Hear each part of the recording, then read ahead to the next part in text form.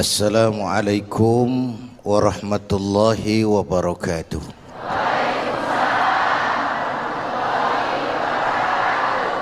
Bapak, Ibu dan segenap pemirsa TV One yang saya cintai, jumlah bilangan bulan menurut Allah itu ada 12.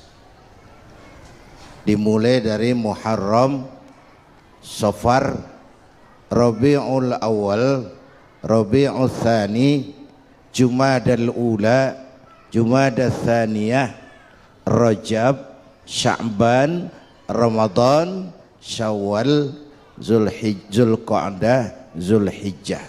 12.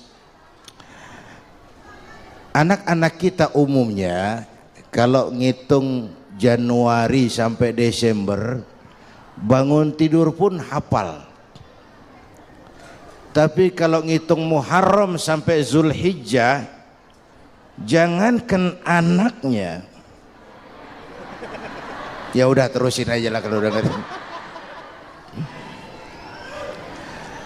Dari jumlah bulan yang 12 itu Allah jelaskan minha arba'atun hurum. Ada 4 bulan yang disebut bulan yang dihormati, bulan yang disucikan, bulan yang diharamkan. 4. 3 bergandengan, 1 agak terpisah.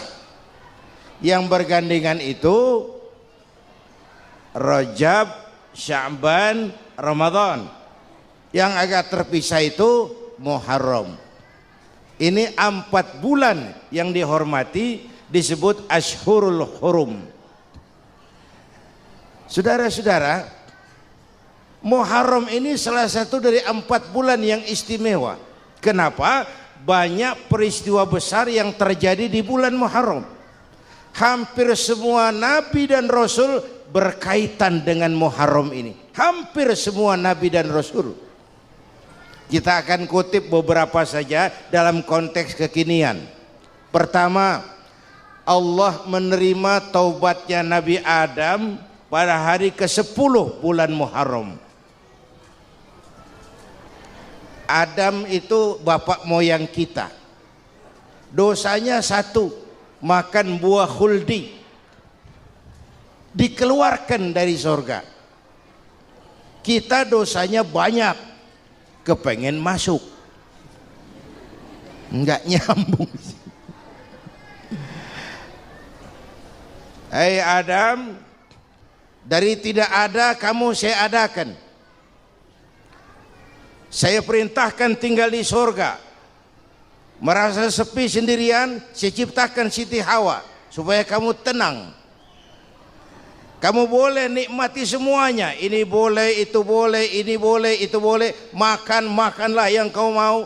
Minum, minumlah yang kau suka. Pakai, pakailah yang kau senang. Satu yang saya minta, jangan dekati pohon khuldi. Itu kau tidak sanggup, keluar. Diusir dari surga. Sujud Nabi Adam. Kata riwayat 40 tahun sujud. Membaca Rabbana zalamna anfusana wa illam taghfir lana wa tarhamna lanakunanna minal. Itu namanya istighfarnya Nabi Adam. Nah, maka salah satu amalan yang sangat dianjurkan di bulan Muharram ini memperbanyak istighfar. Tidak ada orangnya yang tidak. Ayo jujur, ini yang kumpul di sini semua, ada nggak yang nggak punya dosa? Yang merasa nggak punya dosa, ayo ke depan. Ada? Tidak ada. Setiap kita, entah kecil entah besar, sengaja terlupa, pasti mempunyai yang namanya khilaf dan salah. Dan Allah Tuhan kita bukan Tuhan pendendam. Allah Tuhan kita Tuhan yang ramah dan rahmah. Manusia, dosamu banyak tapi ampunanku lebih banyak. Salahmu besar, rahmatku jauh lebih besar. Kau sujud di hadapanku, aku bangga melihatnya. Kau menangis di hadapanku, aku senyum melihatmu. Kau berjalan menujuku, aku berlari menyambutmu. Karena itu amalan yang sangat dianjurkan di bulan Muharram ini memperbanyak istighfar. Itu kalau istighfarnya Nabi Adam. Ada istighfarnya Nabi Yunus. Nabi Yunus itu ketika berdakwah kepada kaumnya yang bandel, memberikan peringatan, kalau kalian tidak mau beriman akan turun azab. Kapan Yunus? Akan. Kenapa mesti akan? Sekarang aja kalau mau, saya tungguin. Kurang ajar betul ini umat. Akhirnya Nabi Nuh menghindar dengan perhitungan, kalau azab tidak turun saya sudah jauh. Meragukan janji Tuhan. Lalu naik kapal, dinaiki oleh Yunus, kapal mogok. Dicari siapa biang keroknya ini. Diundi, ternyata Yunus. Sampai 3 kali diundi. Dibuanglah Yunus ke dasar laut. Ditelan oleh ikan nun atas perintah Allah. Telan itu Yunus, jangan pakai dikunyah, rusak urusan.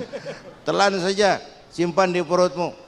Dibawa oleh ikan nun ke dasar lautan. Itu yang oleh Quran dikatakan bertemulah 3 macam kegelapan. Zulumatun salas, gelapnya tengah malam, gelapnya di dasar laut, gelapnya di dalam perut ikan. Itu namanya peteng, mbahnya gelap. Di perut ikan itulah Nabi Nuh sadar akan kesalahannya, meragukan janji Allah, meragukan janji Allah. Ia sujud di dalam perut ikan itu, membaca la ilaha illa anta subhanaka inni kuntu. Itu istighfarnya Nabi Yunus. Dibacakan istighfar begitu, ikan sakit perut pak. Di dasar laut kemana mau cari apotik? Dia naik ke permukaan, memuntahkan isi perutnya. Nabi Yunus keluar dengan selamat. Itu pun terjadi pada hari ke-10 bulan Muharram. Istighfar intinya itu. Itu amalan utama bulan Muharram, memperbanyak istighfar. Api tunduk kepada perintah Allah. Ibrahim masuk ke kobaran api, selembar rambut pun tidak terbakar. Kenapa? Karena Ibrahim orang yang takut kepada Allah. Api tunduk kepada perintah Allah. Kalau kita baca ayat itu, masuk ke api, mateng.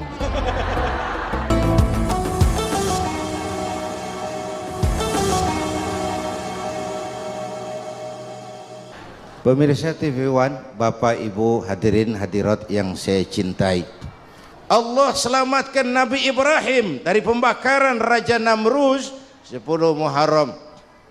Setelah Nabi Ibrahim itu menghancurkan berhala-berhala, Abrahat pulang mau ibadah, lihat Tuhannya berantakan, marah besar. Siapa yang menghancurkan Tuhan-Tuhan kita ini? Ada yang lapor, kami lihat Ibrahim. Tangkap. Belum ada bukti, tangkap dulu yang penting, bukti belakangan. Tangkap. Wah, dikerahkanlah aparat, tangkap Nabi Ibrahim.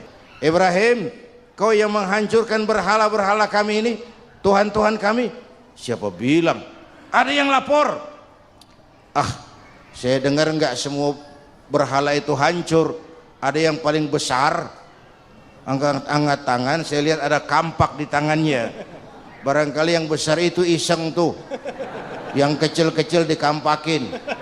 Tanya aja sama dia, kamu gila? Kenapa? Masa kami disuruh nanya berhala? Nggak bisa jawab. Nggak bisa jawab. Lah kenapa disembah? Lebih gila mana sih? Tahu nggak bisa jawab kenapa disembah? Kurang ajar kamu Ibrahim. Bakar, dibakar.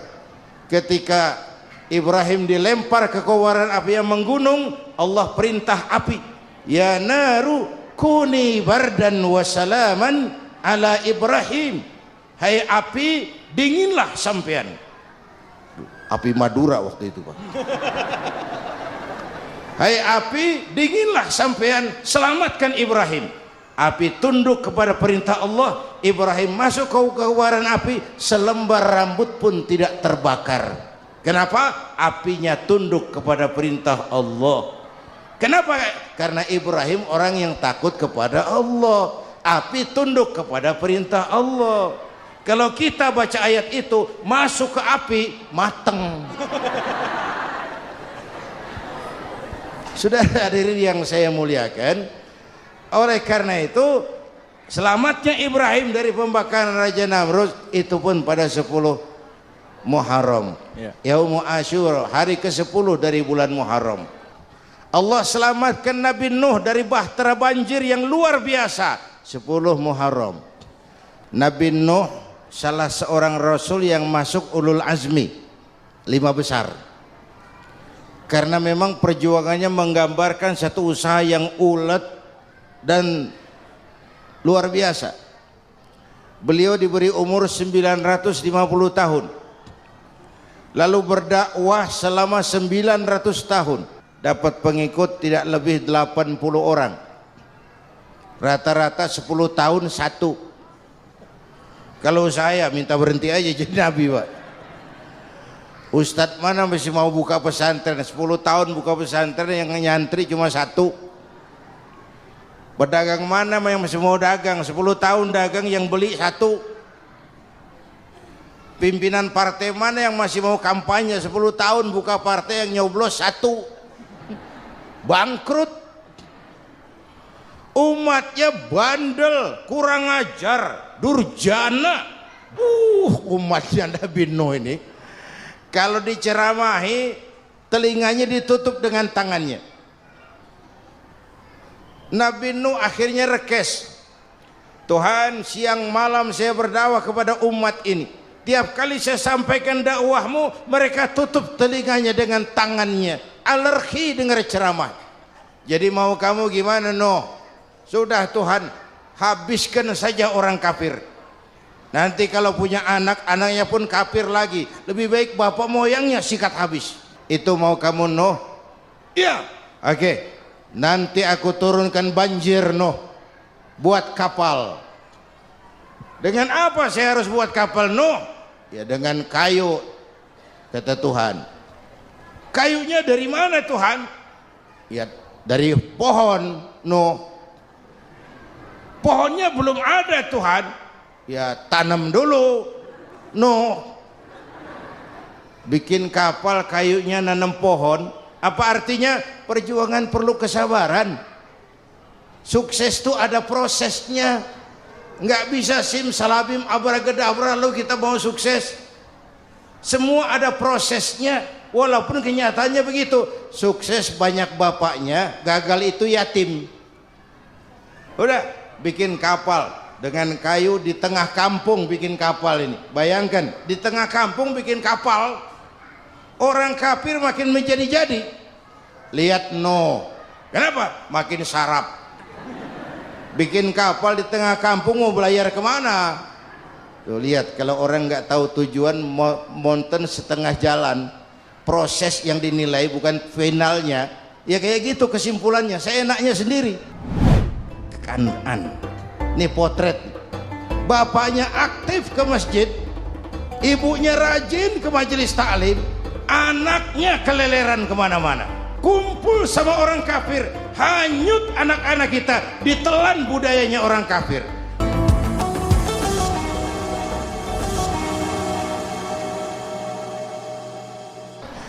Nabi Nuh bikin kapal. Kapal mendekati selesai, ini orang kafir rame-rame datang ke kapal Nuh. Mau apa? Buang najis. Sakit perut, berangkat ke kapal Nabi Nuh. Penuh lantai kapal dengan najis manusia. Inilah perjuangan. Bukan jalan raya lurus bertabur bunga di kanan kirinya. Banyak ondak dan duri, fitnah, caci maki, antipat, segala macam dihadapi Nuh. Ada orang tua dasar kafir, kurang ajar, sudah stroke berangkat juga ke kapal Nuh. Mau buang najis, pincang-pincang digotong orang. Selesai buang najis, dia bangun mau pulang, pegangan tiang kapal terpeleset, jatuh di atas tumpukan najis. Terjadi keajaiban, yang struknya sembuh, lumpuhnya hilang, berangkat digotong-gotong pulang, jalan gagah sekali. Tapi orang kampungnya heran, ente sudah sembuh? Sudah. Berobat di mana? Kok begitu paten? Di kapal Nuh. Masih banyak.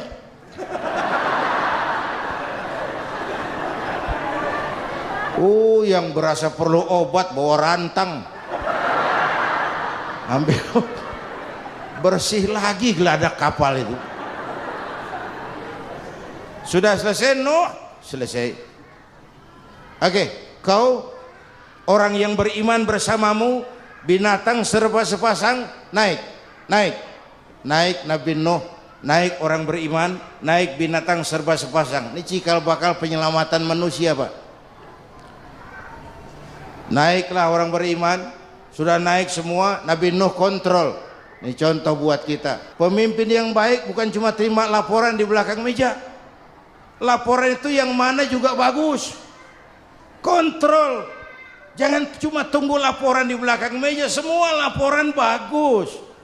Nabi Nuh kontrol. Sudah naik semua. Sudah Nuh. Pulan bin Pulan naik. Naik Nuh. Kan'an anak saya ikut nggak naik kapal? Kami tidak lihat itu Nuh. Kan'an. Ini potret. Bapaknya aktif ke masjid, ibunya rajin ke majelis taklim, anaknya keleleran kemana-mana. Bukan di sini, di Prancis. Udah di sini insya Allah sama.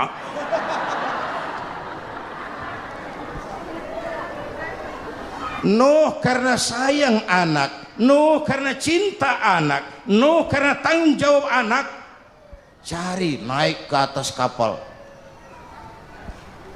Lihat Kan'an anak saya? Enggak lihat Nuh. Turun ke ruang bawah, periksa lagi. Mang, ayah Kan'an di dia. Jamaah Tasik nih rupanya di tangan. Tuh ayah mang. Ayah ke mana ya budak ini? Naik ke atas buritan. Dari buritan kelihatan ternyata Kan'an tidak ikut naik kapal, kumpul di darat bersama orang kafir. Ini potret kita sekarang. Kumpul sama orang kafir, hanyut anak-anak kita, ditelan budayanya orang kafir, ditelan tradisinya orang kafir, ditelan pergaulannya orang kafir. Nuh karena sayang anak dari atas manggil. Dalam Quran dijelaskan itu.